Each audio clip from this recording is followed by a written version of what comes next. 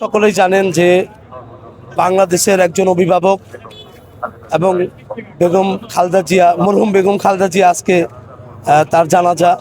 আমরা ভারাক্রান্ত মন নিয়ে আমরা এখানে আসছি। আপনারা জানেন যে বেগম খালেদা জিয়ার উপরে যে জুলুম নির্যাতন হয়েছে, যেভাবে তাকে সন্তান হারা করা হয়েছে, যেভাবে তাকে কারা নির্যাতিত করা হয়েছে, যেভাবে তাকে বিনা চিকিৎসায় আজকে হত্যা করা হয়েছে, আমরা মনে করি বেগম খালেদা জিয়াকে হত্যা করা হয়েছে। বেগম খালেদা জিয়ার জনপ্রিয়তা এবং বেগম খালেদা জিয়াকে যে যে যে জাতীয়তাবাদী শক্তি এবং এই দেশের আলেম ওলামারা যে বেগম খালেদা জিয়ার নেতৃত্বকে মেনে নিয়েছিল, বেগম খালেদা জিয়ার নেতৃত্বে যে এই দেশের ইসলামকে ঐক্যজোট করা হয়েছিল, এই জনপ্রিয়তাকে দেখে স্বৈরাচার খুনি হাসিনা তার এই যে তার জনপ্রিয়তাকে হিংসা করে তাকে বিষ পয়জন করে তাকে তিলে তিলে হত্যা করা হয়েছে।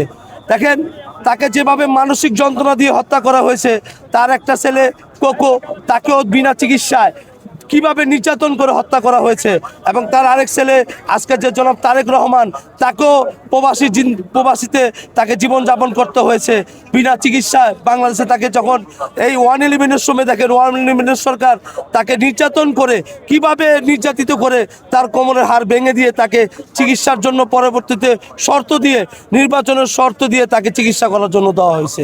বাংলাদেশের সবচেয়ে কলঙ্কিত রাজনীতি ছিল এই 111 সরকারটা। এই 111 সরকার বেগম খালেদা জিয়াকে জেলে দিছে। এই ধারাবাহিকতাই কইলাম, এই সুযোগটাই কইলাম খুনি শেখ হাসিনা কইলাম তখন পেয়ে বসছিল। তার নিজের মামলাগুলো তখন তুলে নিয়েছিল এবং খালেদা জিয়ার মামলাগুলোকে বিভিন্নভাবে চালাইছে।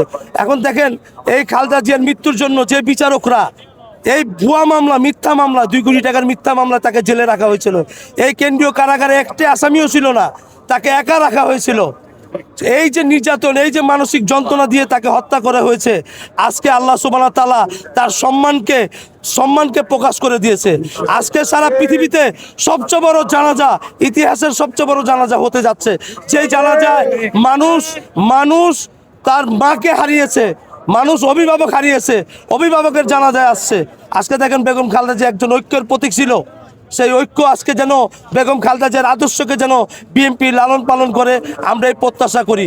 বেগম খালেদা জিয়া যেরকম যুদ্ধ অপরাধীর ব্যাপারে বেগম খালেদা জিয়া পরিষ্কারভাবে যেরকম বলেছিল যে এইটা একটি কাল্পনিক গল্প কাহিনীর মতো, বিনা অপরাধে তাদেরকে ফাঁসি দেওয়া হয়েছে, এইটা যেন আমরা মেনে নেই। আমরা বিভাজনের রাজনীতি চাই না, আমরা বিভাজনের রাজনীতি করতেও চাই না।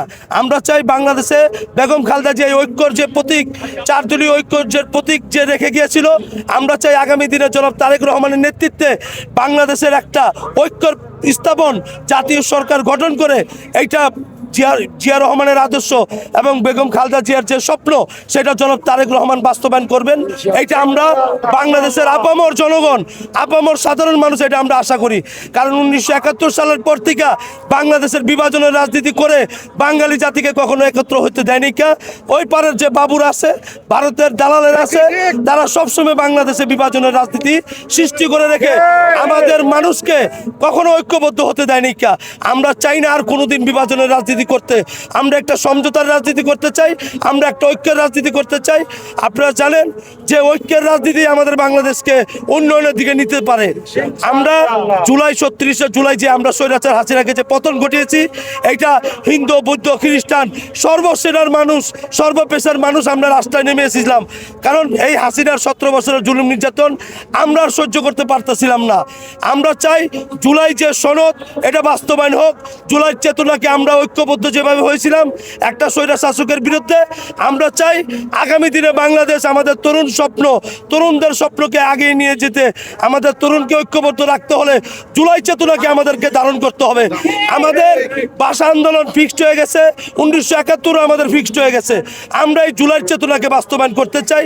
জুলাইয়ের আন্দোলনকে আমরা ঐক্যবদ্ধভাবে যেভাবে সকলে ছিলাম, আগামী নির্বাচনে আমরা ঐক্যবদ্ধভাবে জাতীয় সরকার গঠন করে তারেক রহমানের নেতৃত্বে আমরা চাই একটা সুন্দর বাংলাদেশ গঠন হোক, যেখানে আমার সন্তানরা নিরাপদে থাকবে, কাউকে গুম করা হবে না, কাউকে খুন করা হবে না, কাউকে মিথ্যা মামলা দিয়ে জেলে থাকতে হবে না, অন্যায়কারী পার পাবে না, কোনো বিদেশি প্রভুদের কাছে আমাদের মাথা নত হবে না। আমরা চাই মাথা উঁচু করে বাংলাদেশে বেঁচে থাকতে।